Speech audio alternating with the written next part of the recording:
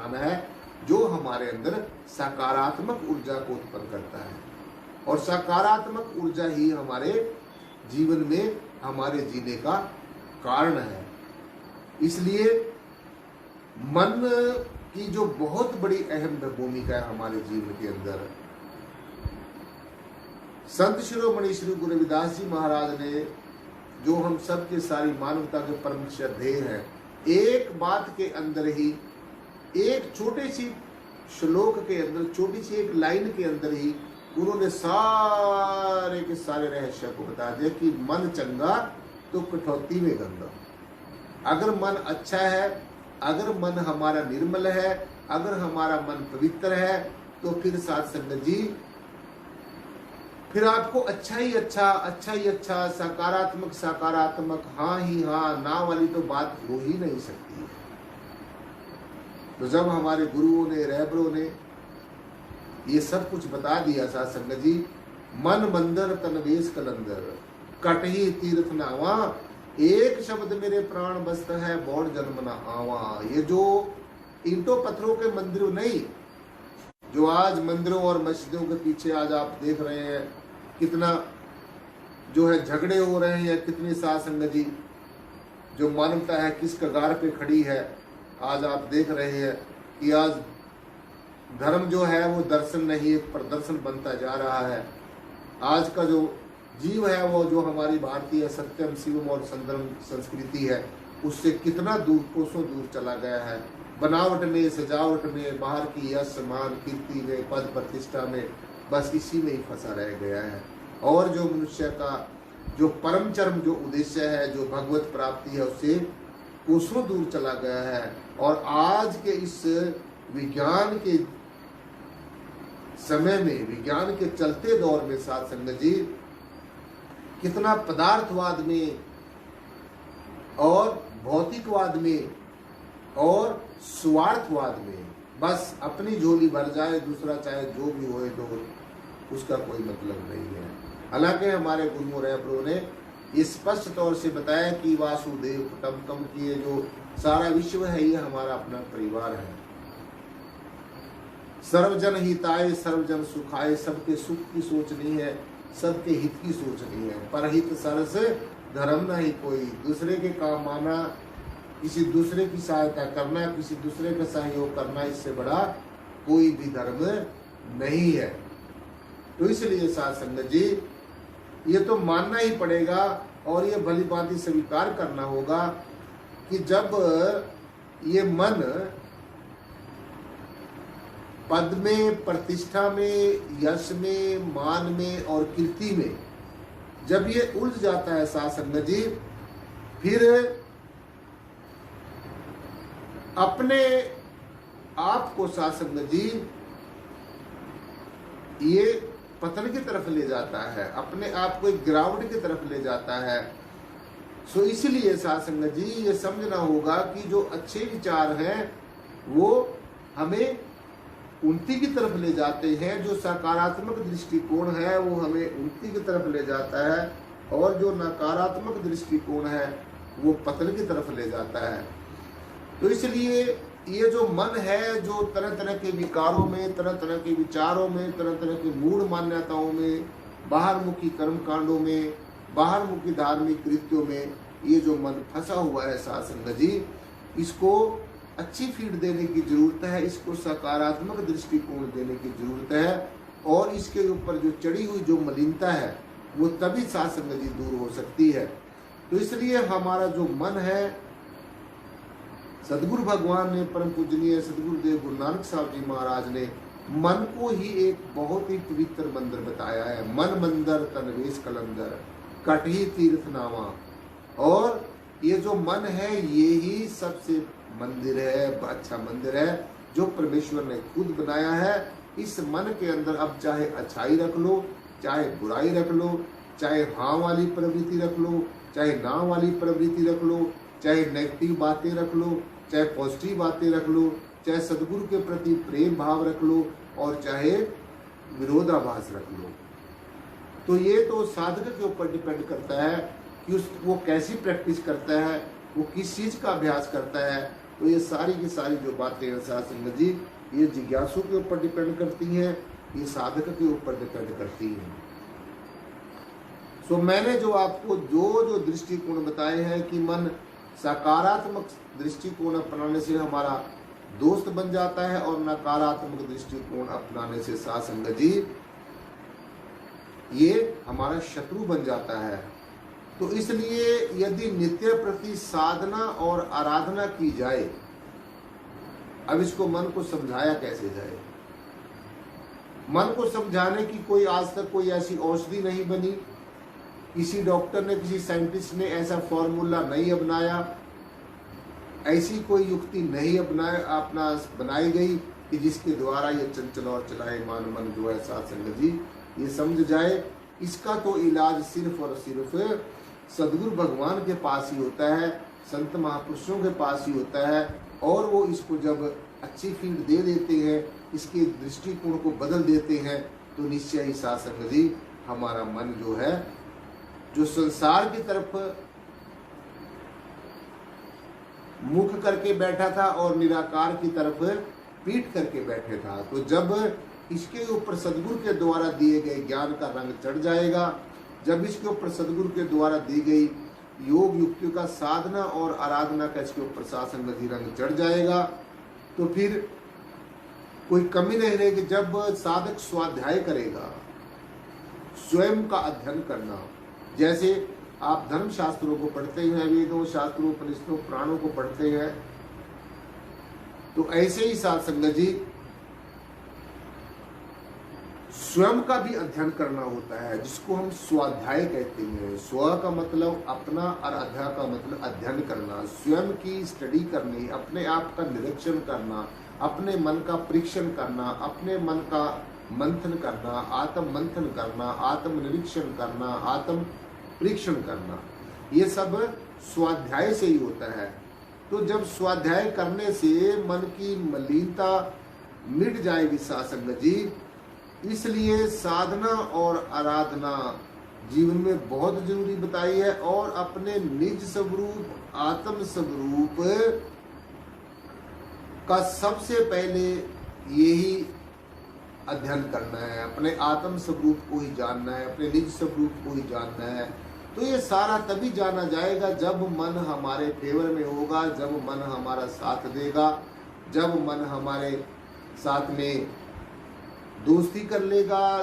तो ये फिर मन जो इसको हम ये कह रहे हैं कि बहुत ही चंचल है, बहुत स्लाइमान है, ये इसका स्वभाव है। गतिशील होना मन का स्वभाव है, भ्रमणशील होना मन का स्वभाव है। हमेशा मन कुछ ना कुछ इसके अंदर चलता रहता है, इसके अंदर उतार और चढ़ाव आते रहते हैं, जीवन में कुछ खट्टे मीठे अनुभव होते रहते हैं। तो ये प्राकृतिक है, ये नेचुरल है, इससे साथ संगत जी घबराना नहीं है। ये चाहे थोड़ा थोड़ा करके इसको लाइन के ऊपर लेके आना है, और इसको लाइन के ऊपर ले आने का सिर्फ और सिर्फ एक ही तरीका है कि बाहर जब जीव व्रत उपवास करके थक जाता है, तीर्थों स्थानों पर भ्रमण करके थक जाता है, जब पूजा पाठ आदि बाहर के जो धार्मिक कृत्य हैं, तो तब वो थक जाता है, और जब वेदों शास्त्रों उपनिषदों पुराणों का पठन पाठन करके थक जाता है, और वो पुराण को अपने कंठस्थ भी कर लेता है, एक बहुत अच्छा वक्ता भी बन जाता है, लेकिन मन फिर भी उसका स्थिर नहीं होता है। क्योंकि मन को स्थिर करने के लिए साथ संगत जी एक सबसे बड़ी जो जरूरत है, जो सबसे बड़ी गंभीरता वाली बात है, जो सबसे बड़ी याद रखने वाली बात है, वो मन के ऊपर जब तक आत्मज्ञान का रस नहीं चढ़ेगा, अपने निज स्वरूप की विद्या का कला का इसके ऊपर प्रभाव नहीं होगा, ये मननशील नहीं होगा, तो तब तक साथ संगत जी कुछ भी बनने वाला नहीं है। इसलिए हमारे संतों महापुरुषों ने, हमारे गुरुओं रहबरों ने हमें यही संदेश दिया है कि मन ही सबसे बड़ा मंदिर है। तो बाहर की जब ये जितनी भी बाहर मुखी जो मैंने आपको कर्म क्रिया बताए हैं, व्रत हैं, उपवास हैं, पूजा है, पाठ है, और भी तीर्थों के ऊपर घूमना फिरना है, तीर्थों के ऊपर स्नान आदि करना है। तो जब ये सारे कुछ करके, वेदों शास्त्रों का पठन पाठन करके, अनेकों प्रकार की अघोर साधनाएं करके, अनेकों तरह की धार्मिक कृत्या करके जब जीव ये सोच लेता है कि मैंने इतना कुछ किया है कि मेरे हाथ कुछ लगा नहीं है, तो फिर मन इनको करके और भी भ्रमित हो जाता है, मन इनको करके और भी अहंकारी हो जाता है, अभिमानी हो जाता है कि मैंने फलां पाठ किया है, मैंने फलां पूजा की है, मैंने अमुक तीर्थ का भ्रमण किया है, मैंने अमुक तीर्थ पे स्नान किया है। तो सूक्ष्म रूप से मन के अंदर अहम हो जाता है, अहंकार हो जाता है। क्योंकि जब आप पूजा कर रहे हो, पाठ कर रहे हो, तीर्थों के ऊपर स्नान आदि कर रहे हो, और भी जितने भी वेदों शास्त्रों उपनिषदों पुराणों का पठन पाठन कर रहे हो, तो तब हमारी वृत्ति बाहर होती है।